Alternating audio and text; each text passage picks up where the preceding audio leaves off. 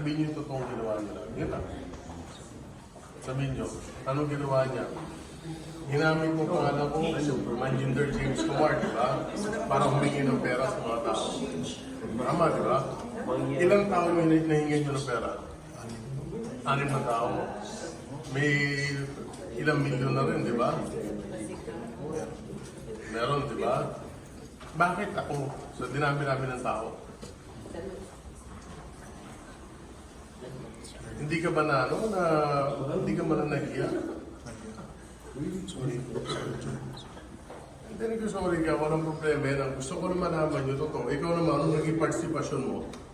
Kasi nakalagay sa cellphone niya, ikaw si James Kumar. Hindi ko po alam na kung ano yung nakalagay sa cellphone niya. Pero ikaw yung gumagaya ng boses ko, di ba? May binigay po siyang phone.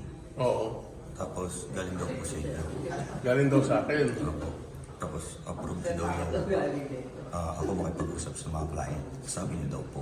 Sabi ko daw, sabi niya. So sabi ko, sure ba yan? Ayaw kong may sabit. Hmm. Sure daw po. So okay, sige. Tapos